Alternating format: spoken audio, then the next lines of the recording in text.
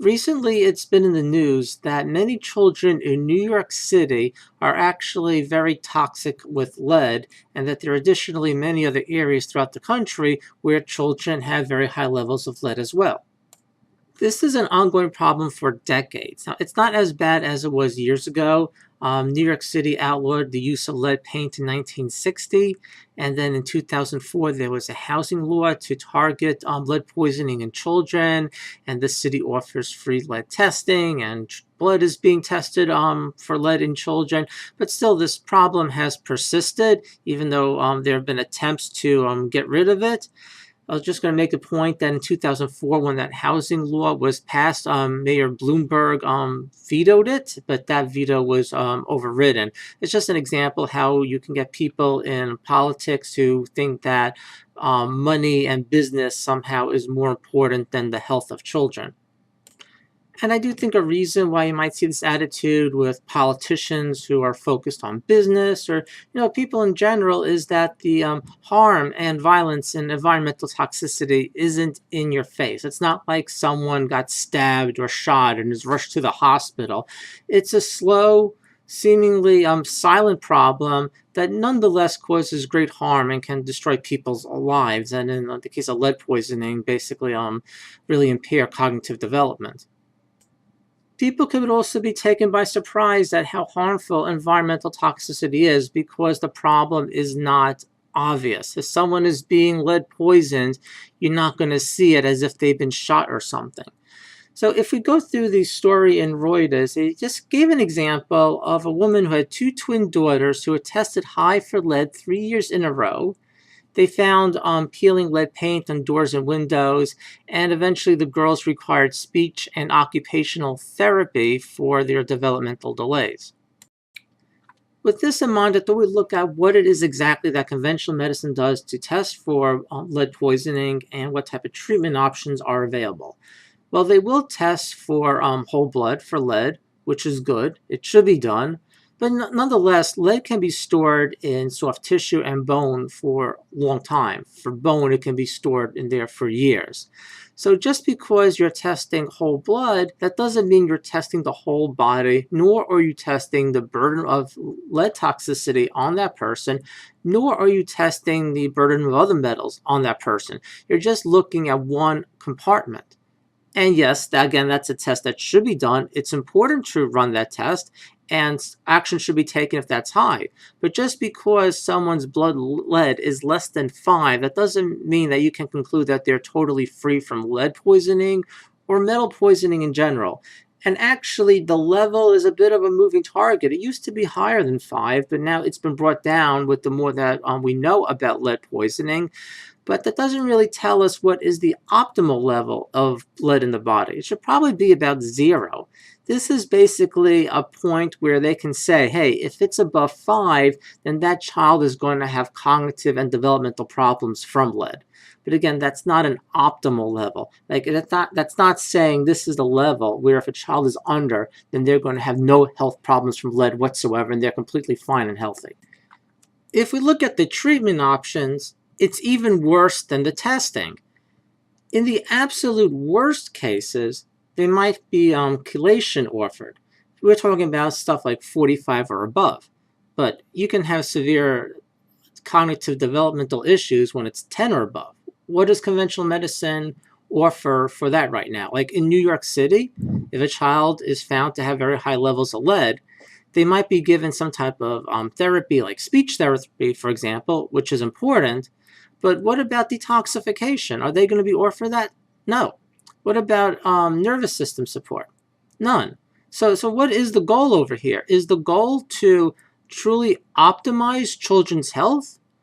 Or is the goal simply to screen children for the absolute worst case scenarios, and then when you find those, to say, well, let's do some things to remove the poison, but we're not necessarily going to get into helping the body to recover from that. We're just going to hope for the best. Because that seems to be all that conventional medicine is doing right now.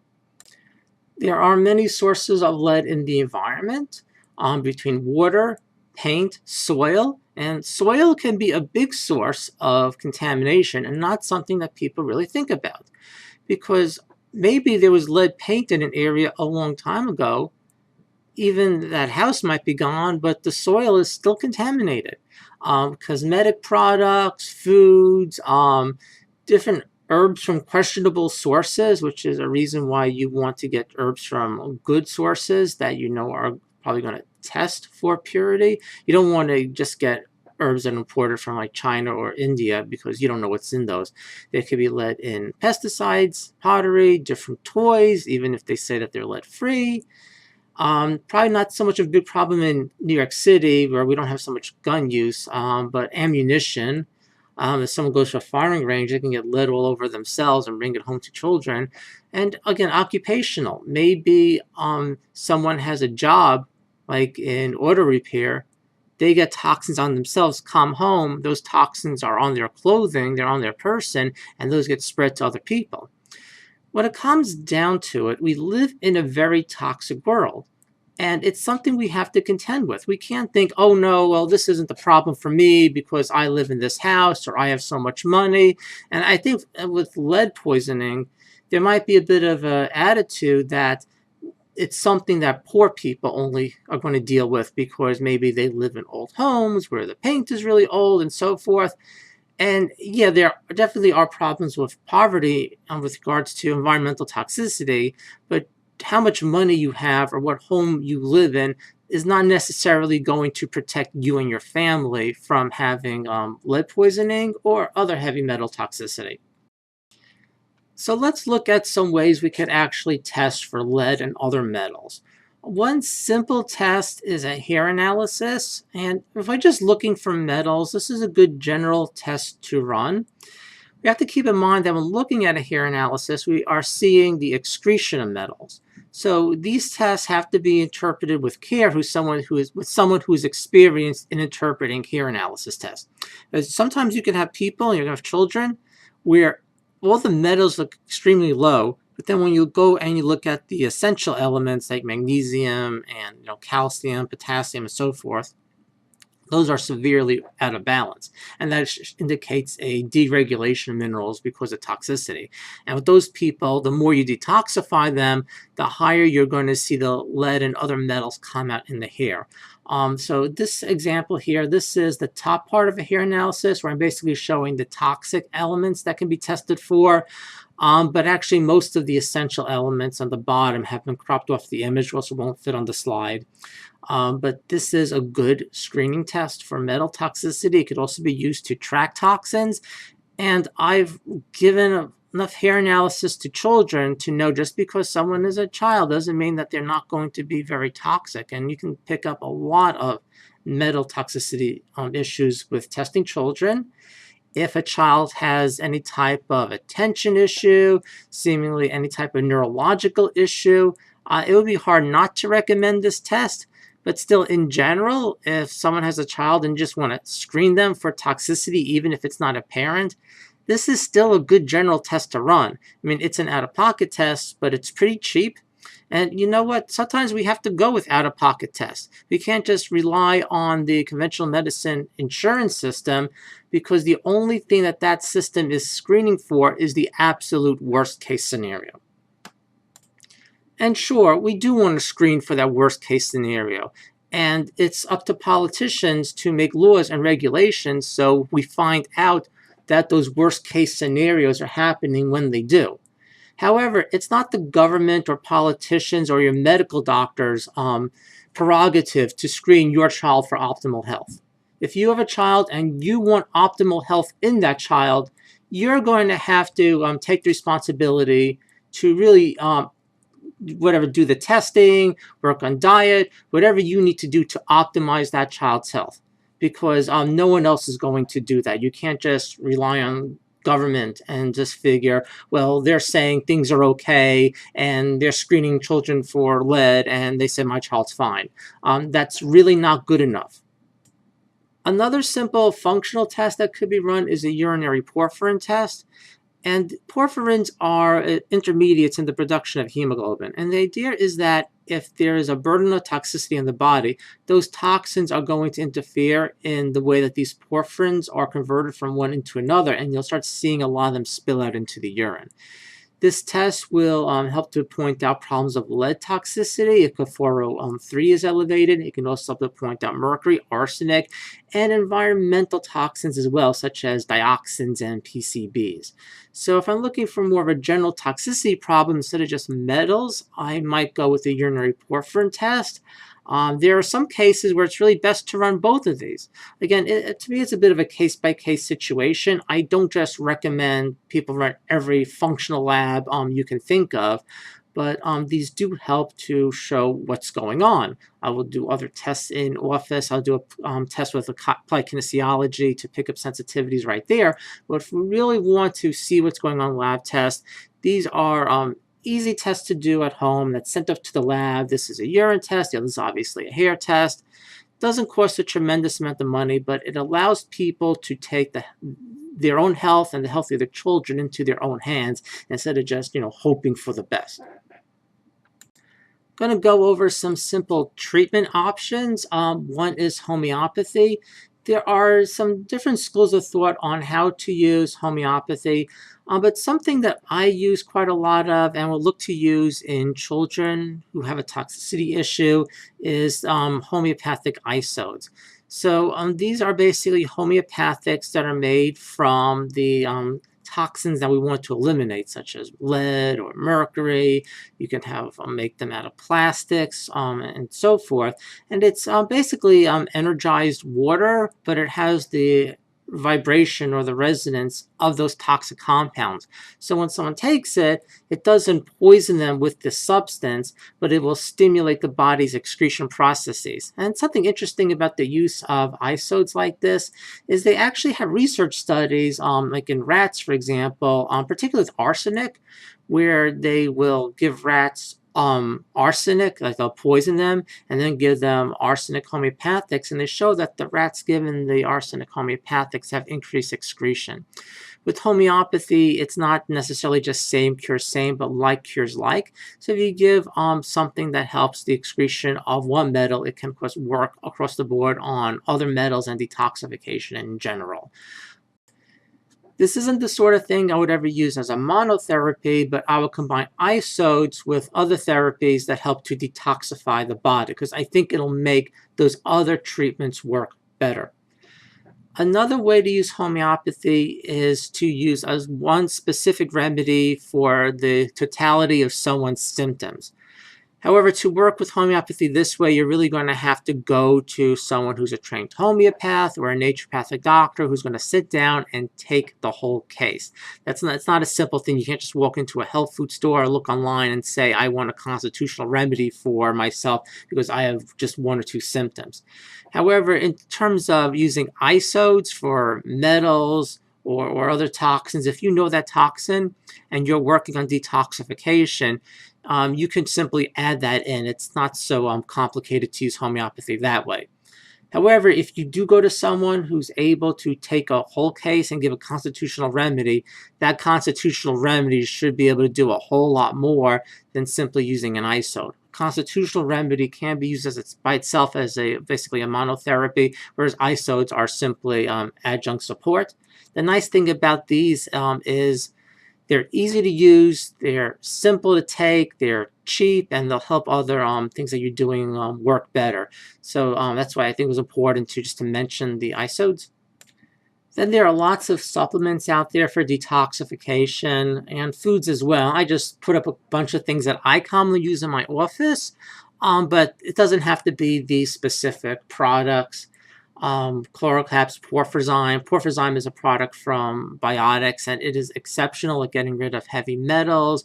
But there are other like green powders as well, are generally pretty good. I put up another one I use a lot. Glutathione is available as a supplement. Glutathione is the body's major antioxidant, and if there's a big problem with toxicity, cognition, if someone is prone to detoxification responses, like you try to detoxify them and they get worse, which can be a little hard to pick up in children. It can be very hard at times actually to pick that up in children. It's not like an adult would tell you, hey, I'm trying to detoxify and I just feel really woozy. Child isn't going to respond that way, but glutathione can help a lot for that. Also, just green leafy vegetables, those are really important. Cilantro is a very strong mover of toxins. You have to be a little bit careful with it. If you start like juicing cilantro, you might make someone sick and give them a detoxification response. But in general, cilantro, parsley, dandelion, all green leafy vegetables and vegetable roots are all going to be helpful for detoxification. Detoxification is taking bad things out, but we also want to look at putting good things in that's going to nourish the nervous system, help it grow and develop. Fish oil, especially the DHA fraction, can be really good for the nervous system. It actually builds the nervous system. A supplement that's not very well known that I tend to use a lot of, especially see children do very well with this, is glycerophosphocholone. We have studies on GPC in terms of helping people after stroke and for dementia, but I've seen it work on many times just for cognition in general. Carnitine is another supplement, and there are others out there that will help the nervous system.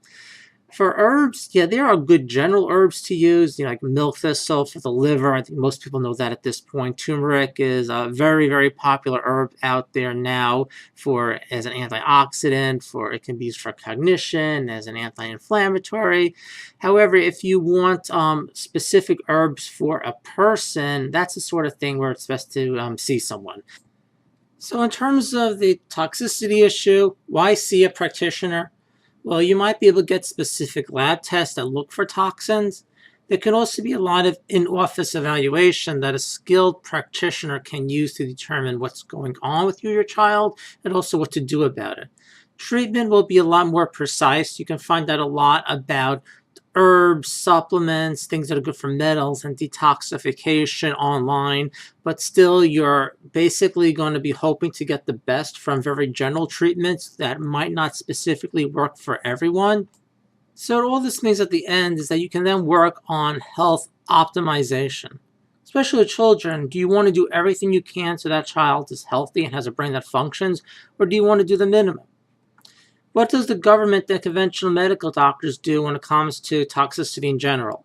Well, they screen for the worst cases of only one toxin. Because, as good as it is that the medical doctors are screening blood for lead toxicity, are they looking for aluminum? Are they looking for mercury? Are they looking for PCBs? Are they looking for pesticides? No, they're not looking for those, nor are they looking for signs of those, nor are they working on detoxification that's going to work on all of those. Whereas maybe someone who actually knows about health and not only disease can do a lot more than that. The government is working on avoiding the worst cases of lead poisoning. That's basically what they're doing.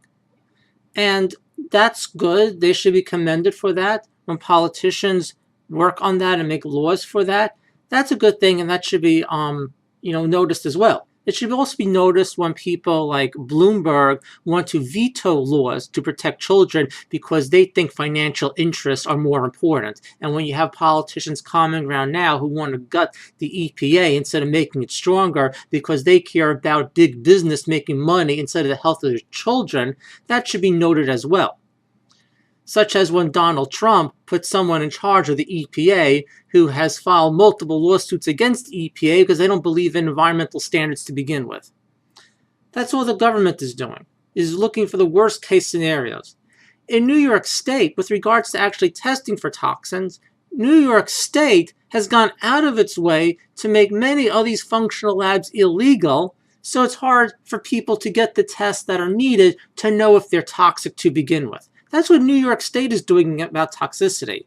So please don't go to the government and your conventional medical doctor and have them say, well, your whole blood lead levels are less than 5, so you're fine and you don't have a toxicity issue. That is extremely naive.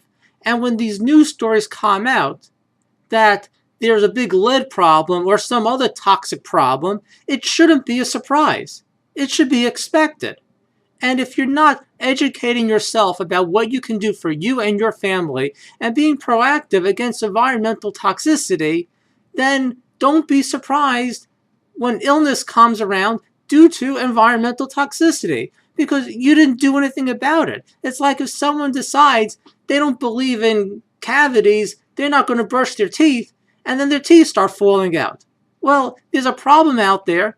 You have to be proactive against it, if you don't take those proactive steps, you're going to get problems. If you have a car and you don't get an oil change, you're going to have problems. If you have a body and you're walking around New York City drinking toxic water, drinking and breathing in toxic air, eating all sorts of garbage foods that even if you're doing the best you can, is probably still full of pesticides, you're going to have toxicity problems. So you have to be proactive.